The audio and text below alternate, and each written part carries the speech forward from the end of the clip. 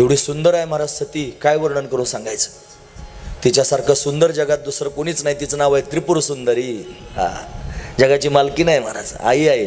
हा, म्हणून त्यांनी इतकी सुंदर, तिचं सौंदर्य काय वर्णन करावं. शंकराचार्यांनी सौंदर्य लहरी नावाचा ग्रंथ त्यांनी लिहिला. 2 ग्रंथ आहेत, आनंद लहरी आणि सौंदर्य लहरी. त्याच्यामध्ये बघा तुम्ही भगवतीचं केवढं वर्णन केलेलं आहे. तिच्या संपूर्ण त्यांनी अंगांचं बारीक सारीक वर्णन आहे महाराज.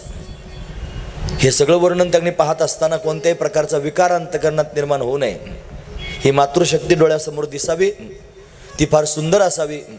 तिच्याकडे पाहत असताना त्यांनी महाराज आपल्या अंतकरणामध्ये ती माझी आई आहे असा भाव त्यांनी असावा.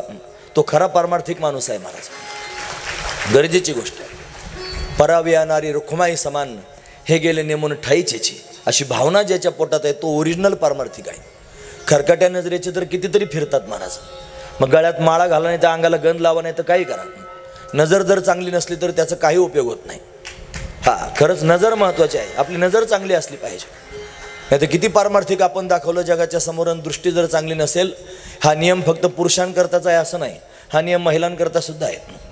आपल्याला जशी त्यांच्यामध्ये आपली मुलगी दिसावी, आपली आई दिसावी, आपली बहीण दिसावी, तसं त्यांना सुद्धा पुरुषांमध्ये त्यांनी आपला मुलगा दिसावा, आपले वडील दिसावेत, आपला भाऊ दिसावा, अशी दृष्टी त्यांची सुद्धा असावी.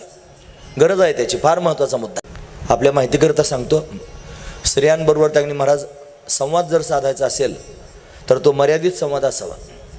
महाराज म्हणतात, एकांती लोकांती स्त्रियांशी भाषण प्राण गेलं जाणं करू नये.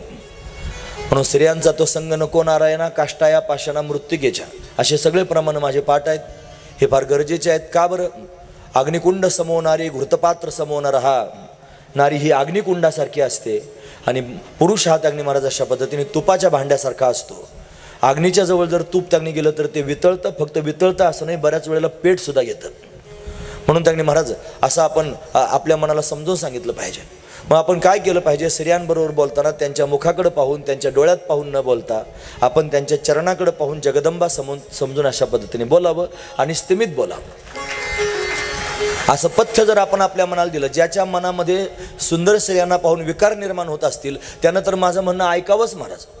त्याचं मन म्हणतं मी खराब वागतोय, माझं मन हे चांगलं वागत नाही, स्त्रिया पाहिल्यावर मला असं होतंय, मी काय करू? असा उपाय जर तो विचारत असेल तर त्याच्याकरिता हा चांगला उपाय आहे. त्याने एकतर त्यांनी महाराज मनात भाव ठेवायचं की ही जगदंबा आहे. त्यानं चरणाकडे त्यांनी लक्ष देऊन जर बोलायचा प्रसंग आला तर बोलायचं, नाहीतर जास्त बोलायचंच नाही. असू द्या.